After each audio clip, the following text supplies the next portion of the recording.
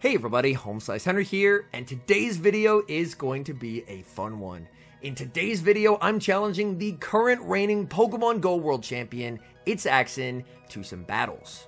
Not only is he the current reigning World Champion, he's also the Portland Regional Champion from 2023, and the North American International Champion from 2022, so he's one of the most decorated competitors in the history of Pokemon Go. The format that we're using is a Show 6 Pick 3 style format, where we will exchange our teams of 6 prior to the battles and our movesets, and then we're going to be bringing 3 Pokemon from those teams of 6 per battle, and the first of 3 wins will be the victor. It goes without saying, he is arguably the best battler in the world. I'm just hoping to keep this competitive. We have team reveals for the first best of 5, and I do have some fun picks in here. I'm starting off with a Shadow Gligar, Shadow Magnezone, Annihilate running Night Slash and Shadow Ball, Skarmory, a Goodra with Aqua Tail and Power Whip, and Dugong. And for ITSAXN, he has 2 Shadow Water types, his trademark Shadow Whiscash, and a Shadow Feraligatr, Charjabug, Cresselia, Skarmory, and Altaria. Taking a look at these teams, honestly, this looks amazing for me. The Shadow Magnezone has 4 very positive matchups: the Skarmory, the Altaria, the Cresselia, and the Shadow Feraligatr. And arguably a neutral to slightly unfavorable matchup versus the Charjabug, and the absolute worst case scenario if it got stuck against the Shadow Whiscash. The other things that I notice as I'm taking a look across the team is he only has 1 Pokemon that resists flying damage, so I do think that Skarmory's energy could be very valuable, as well as I think energy from Annihilate as well looks very good into the team. So it looks like I do have a pretty sizable team comp advantage going into this best of 5, which is good, because I'm going to need all the help I can get. For game 1, I decide to bench the Skarmory in favor of Annihilate and pick the Dugong lead as it has a lot of neutral play, but not into that. I lead into the Charjabug, and this is really not great. I'm going to stay in with the Dugong and play this out, but he gets the lead call right, and I'm immediately on the back foot. I do have the Shadow Magnezone in the back, and by seeing the Charjabug, I know that one of the 2 Pokemon that can deal with the Magnezone is out of the way. Discharge will connect. I switch into the Annihilate as they fire off their second charge attack. I'm fine with letting this go. It ends up being a double resisted X-Scissor that I catch, which is quite nice. And now, in comes Skarmory. Normally, this would be a very good thing for Annihilate, but Skarmory I'd much rather see on the Magnezone. I'm worried that he's making the team read that I have Magnezone in the back, and I'm going to be met with a Shadow Whiscash. So I'm actually just going to give up the Annihilate, send in the Magnezone. I'm going to shield a double resisted Brave Bird to reserve HP so I can get a full farm down. Let's see, it is the Whiscash, and he has the perfect read. This Shadow Wild Charge will do a lot to the Whiscash to switch into the Dugong, and Dugong is going to be firing off the Icy Wind. That's going to connect. They're going to switch out back into the Charjabug, and Charjabug gets the farm down. Back in comes the Magnezone. Magnezone going for the Mirror Shot, winning the CMP tie over this Charjabug. Axon lets it go. Can he double up with the Whiscash? He cannot, and Magnezone barely hangs on and takes game 1. I've got to take a deep breath after game number 1. Getting a win feels great, but I have to do that 2 more times if I want to win this best of 5. And even though I have a massive advantage in terms of team comp, my opponent is not going to make it easy for me. For game 2, I decide to make some changes. I decide it's time to bring Skarmory. So I put Skarmory on the lead as its energy is very neutrally threatening, and I put Gligar and Annihilate in the back. We've got team set for game number 2. I lead Skarmory into Shadow Feraligatr, which honestly, considering my backline takes super effective damage from Feraligatr, this is not a bad spot to be in. I go for the Sky Attack. Shadow Feraligatr will commit a shield. This matchup is a bit awkward for Skarmory as long as the Feraligatr does have shields to hide behind, because my Steel Wings do basically no damage. I make the Brave Bird, but my opponent times it perfectly and I lose charge attack priority. I decide to commit the shield because I want to grab the final shield from the Feraligatr, but I can't afford to let myself get farmed down. If I do, the Feraligatr can outpace any of my back Pokemon to double Hydro, so I'm forced to aggressively switch. I decide to send in the Annihilate. I shield, I wait a turn to make sure that he doesn't catch, and Night Slash will knock out Feraligatr and get the boost. Okay, in comes Charjabug. I'm unable to make it to a Shadow Ball, as unfortunately, I believe my opponent could make a discharge and knock me out. So instead, I opt for the boosted Night Slash, which still does add up. Annihilate with the attack boost is a very scary Pokemon.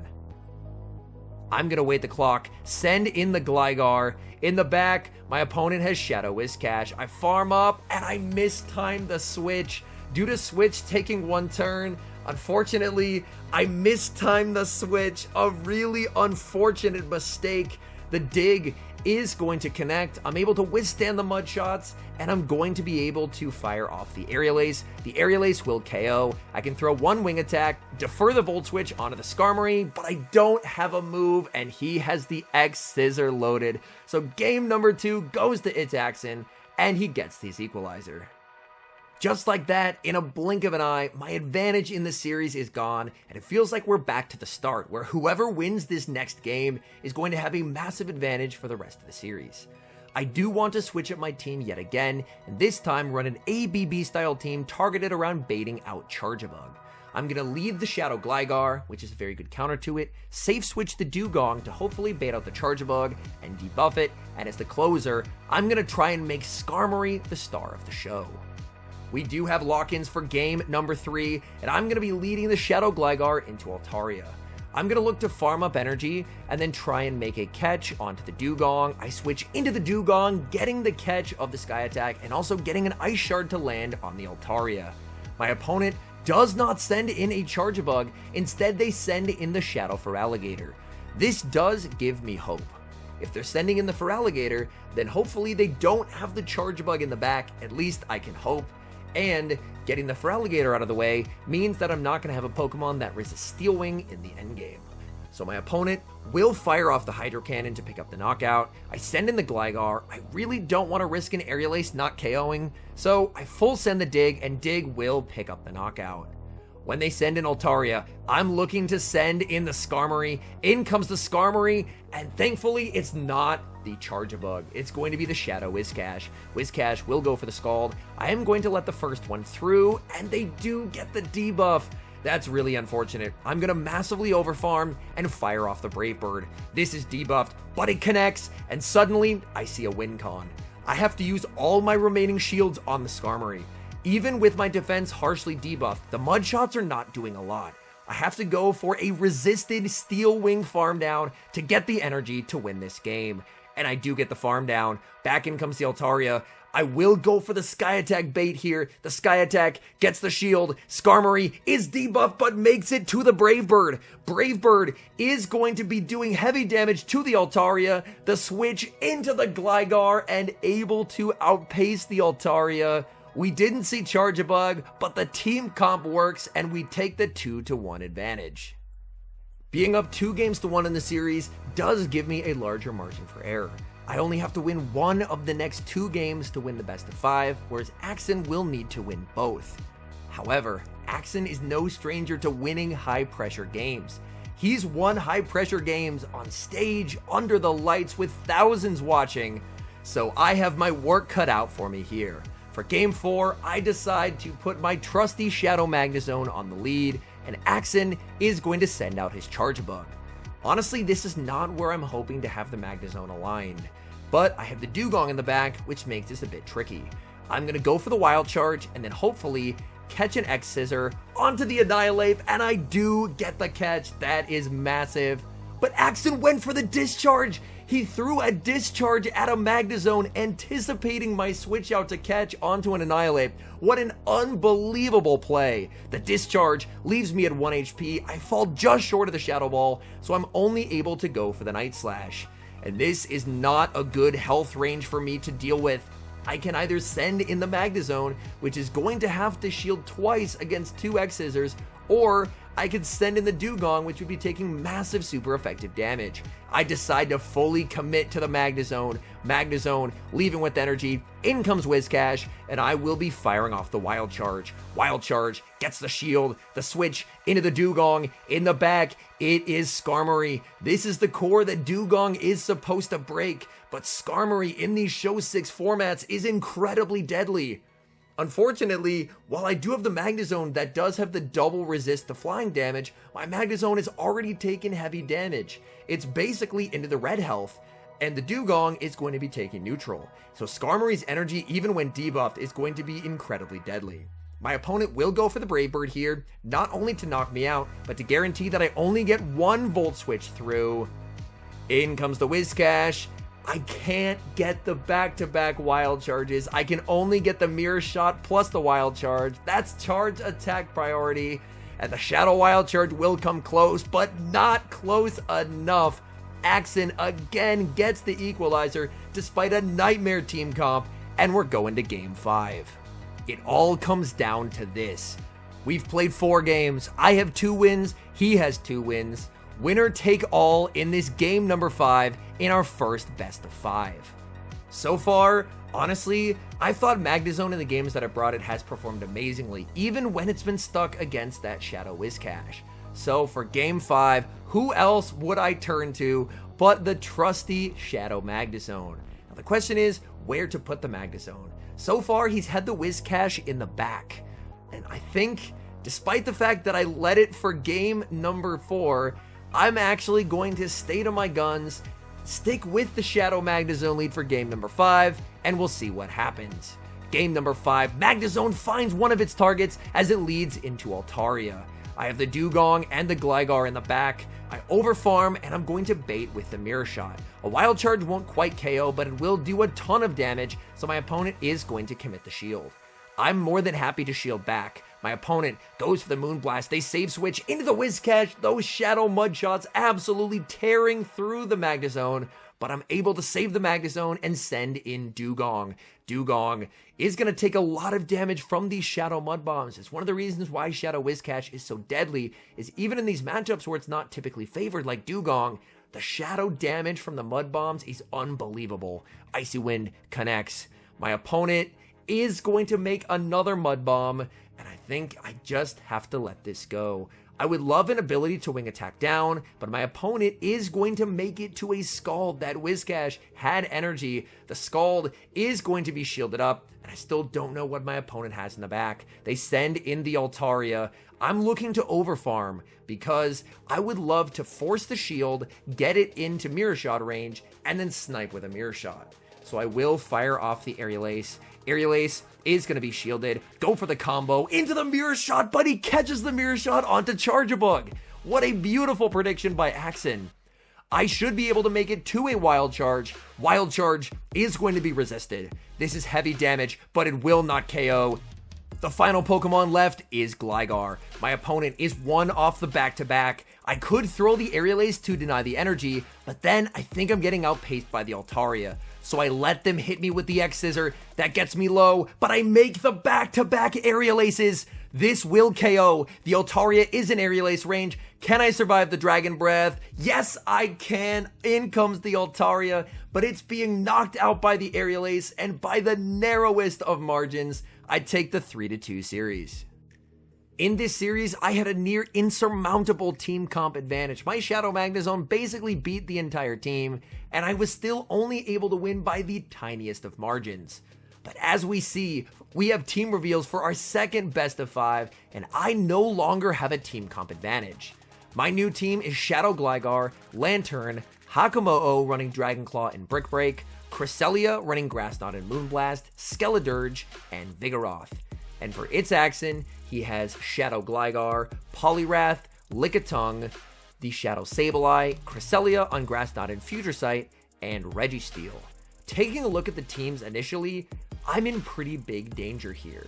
I do not have a solid check to Gligar on this team. The previous team had Skarmory, so if he had had a Gligar, that could have effectively shut it down. But I don't have a Skarmory. He's going to be bringing that Gligar every single game, and I'm going to need to pull magic out of a hat if I want to stop this Gligar. Additionally, Sableye looks extremely neutral into this entire team, so this is going to be a massively uphill battle. We do have lock-ins for game number 1. I choose a neutral lead in Vigoroth, but it does not get an amazing lead as it leads into Cresselia. I'm actually ABA weak to the Cresselia. I decide to switch out into the Skeledirge. My opponent is going to respond with the Shadow Sableye. Shadow Sableye, these Shadow Claws are tearing through the Skeledirge, but the Incinerates are adding up in return. These Incinerates nearly have the Sableye to the red health. Sableye will go for the foul play before the Incinerate registers. I'm going to let that through, throw one counter, and then fire off the Rock Slide before my opponent can make foul play number 2. The Rock Slide is going to KO. In comes the Cresselia. They have so much stored energy. Future Sight connects. I farm up with the Vigoroth, and I played to the CMP tie. In hindsight, maybe I could have gone for the Rock Slide, as it does ever so slightly more. But either way, I think I'm just going to try and trust in Lantern to win this game. In comes Lantern. Lantern farming up energy. My opponent will go for the Grass Knot. I have a choice to make. I decide to commit the shield. In case it is something like the Poliwrath in the back, then I do want to preserve some health. I play to the CMP tie. The Thunderbolt gets the knockout. In the back, it's Shadow Gligar, and I have lost the game. Had I no-shielded the Grass Knot, I think I may have been in an okay spot.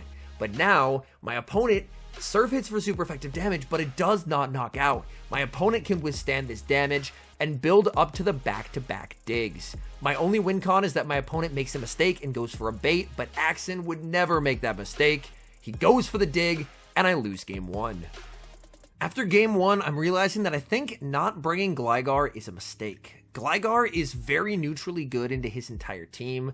I think that I should bring it in game number 2. So I'm going to bring it in the back, and I'm actually going to lead Hakamo-o, because Hakamo-o can do pretty okay into the Sableye and the Lickitung if I see them, and I do see the Lickitung on the lead. So I do get a lead call right. I have the Gligar, and I have the Vigoroth in the back. Lickitung will go for the Body Slam, as they're able to make the Body Slam before I can make the Brick Break. Brick Break is going to be fired into the Lickitung. No reason for ITSAXN to shield here, as he knows that he can very comfortably tank that.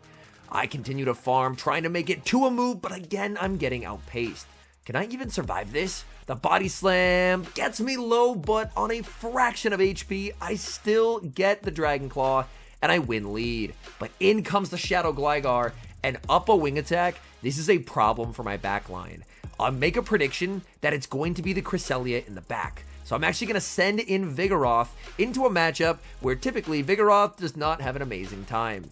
Dig is going to connect. Vigoroth can win the Zero Shield, but if the Dig lands, my opponent can tank one, shield one, and just farm down. So I am going to fire off this Body Slam, fully expecting a shield, and then I'm going to need to send in my own Gligar.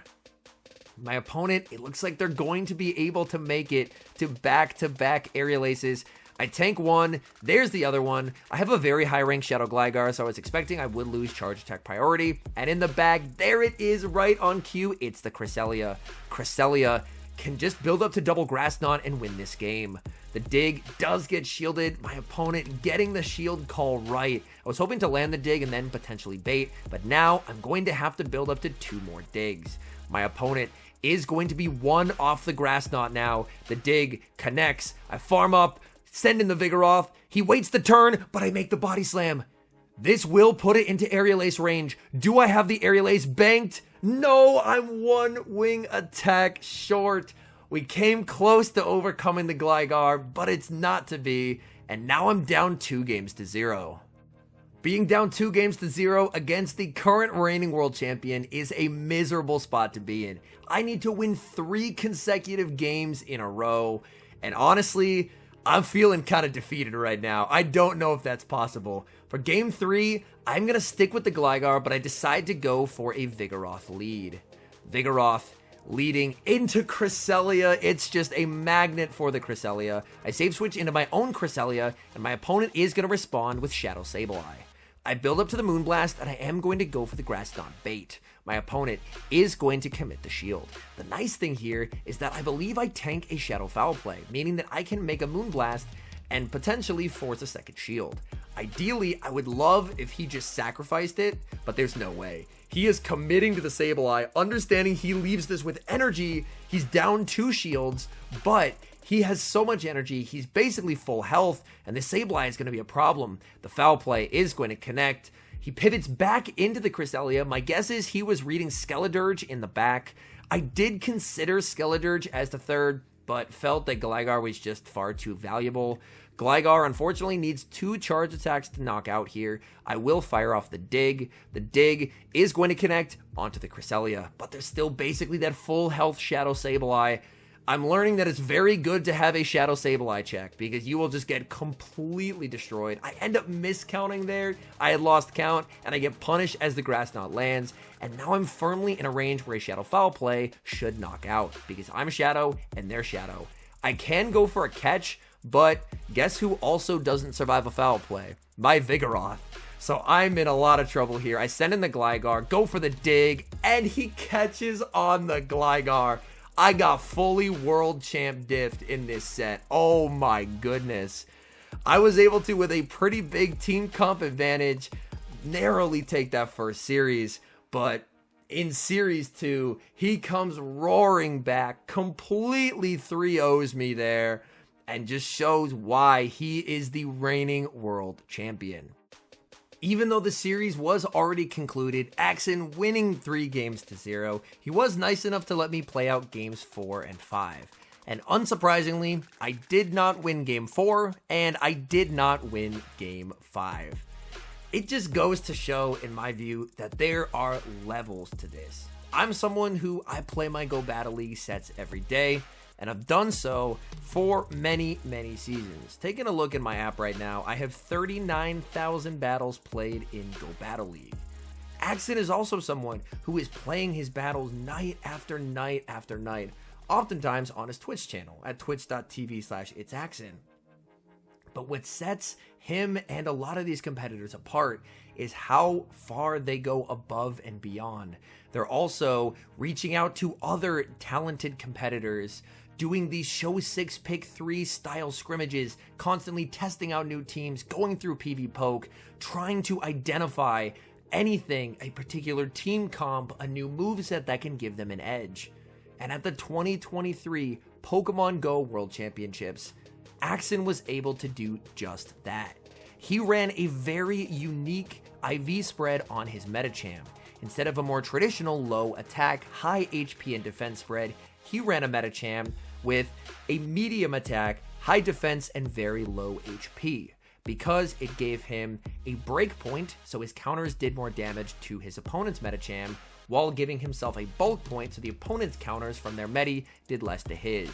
And armed with this tech and tremendous play, the hard work paid off, and he was crowned as the 2023 Pokemon Go World Champion. Thank you guys so much for watching. If you enjoy content like this, please definitely let me know down in the comments. It's harder content to make than standard Go Battle League content, but I really enjoy it. And a special thank you as always to our members here on YouTube. The support you guys provide is extremely appreciated. Thank you guys oh so very much. And until next time, I've been HomeSliceHenry.